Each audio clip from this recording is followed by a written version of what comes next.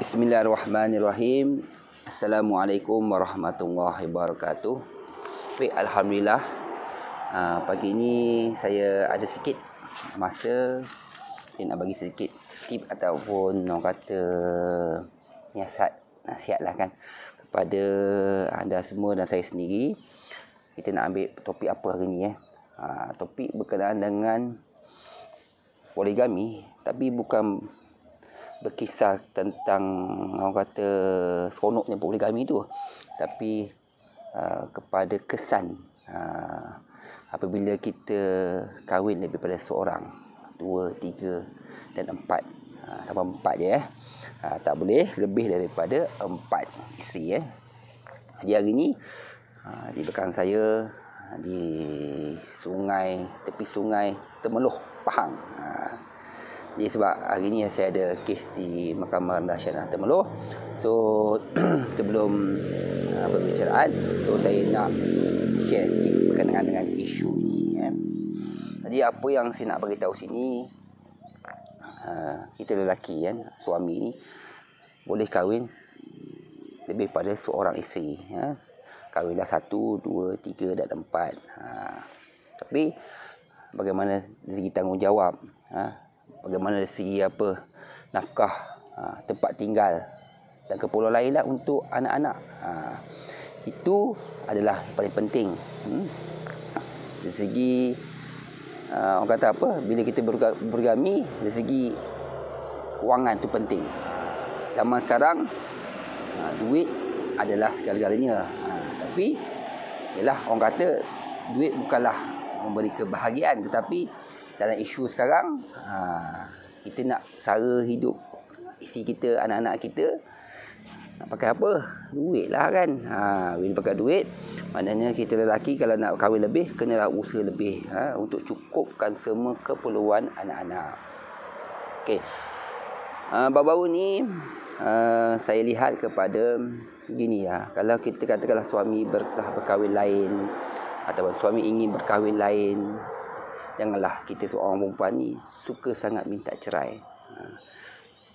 Apa guna bercerai? Apa sebenarnya kita mohon, kau dah kahwin orang lain, kau ceraikan aku. Apa yang kita dapat? Disebabkan dah berkahwin dengan wanita lain, terus minta cerai. Saya pun tak faham kan. Kalau semua keperluan dah cukup, rumah disediakan, kereta ada, nafkah cukup, anak-anak semua cukup, keperluan cukup, kenapa nak minta cerai? Kan? Sebab apa? Hati telah tercela. Dia telah menipu saya, tuan. Sebab tu saya nak minta cerai. Itu je, alasannya itu je. Rasanya tertipu. Orang kata tak dimaklumkan dahulu. Kerana suami dah berkahwin lain. Itu perkara tu boleh dibincang. Bincang cara baik kan. Dan kita dah ada rumah, dah ada kereta, semua keperluan cukup, nak cerai disebabkan perkara itu, benda yang kecil je.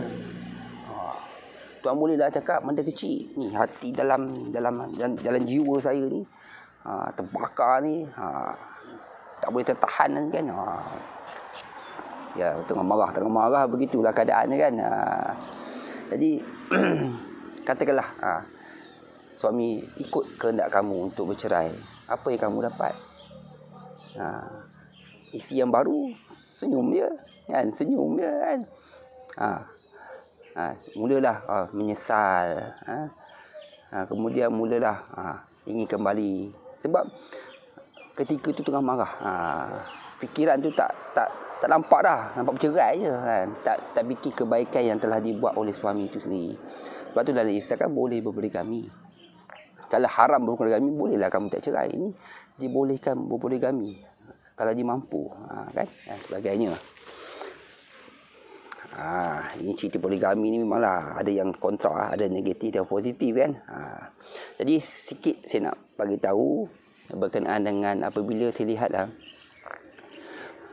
benda ni tak boleh salahkan suami dan juga tak boleh salahkan isteri dalam hal ni. Sama-sama salah. Bila berlakunya poligami, maka berlakulah pertelingkahan, bergaduh. isu-isu bergaduh lah, macam-macam hal lah yang berbangkit. Tapi saya nak beritahu jangan melibatkan anak-anak. Saya nampak di sini menghasut anak-anak supaya membenci di antara satu pihak. Sedangkan tak ada masalah pun kan. Beritahu anak-anak ayah kamu ni jahat, tak bagi nafkah, tinggalkan kita bersama dengan orang lain. Sedangkan tak ada pun kan. Kalau tu suami bagi nafkah juga dan sebagainya, tapi suka menguruhkan keadaan. Jadi anak-anak juga serba salah. Nak ikut cakap ayah pun susah, nak cakap ibu pun susah. Bila keadaan anak-anak, mereka lah yang akan terasa kan kehilangan. Sedangkan tak ada masalah pun. Isu anak-anak ni tak ada masalah pun. Jangan melibatkan mereka. Saya beritahu sini, kalau berlaku poligami, jangan menghasut anak-anak dan jangan melibatkan mereka. Buat macam biasa je. Macam biasa je. Sebab tanggungjawab ayah kena jalankan macam biasa, ibu jalankan macam biasa. Kalau mungkin ada jodoh kita, tak ada jodoh kita, terpulanglah kan. Dan mulalah berlakunya pemusuhan di antara anak isteri pertama dengan anak isteri kedua, anak isteri ketiga. Jadi begitulah, saling menuduh. Sedangkan anak-anak ni, orang kata mereka tak tahu apa-apa pun kan. Jadi kita berkali ni pastikan si ayah ni tolonglah, antara isi-isi ni kena selalu berjumpa jugalah, kadang-kadang jumpa sekali-sekala kan. Jadi kadang-kadang tu dia orang ni berterpisah. Aku takkan tahu hal keluarga sana, aku takkan tahu, tak nak tahu hal dengan isteri kedua, ketiga. Jadi buat hal isu masing-masing memang boleh, tak masalah pun. Tapi kalau awak nak mati nanti, si ayah nak mati, mulalah bagai-bagai anggapan. Harta ni kamu yang bolot, harta ni kamu semua nak.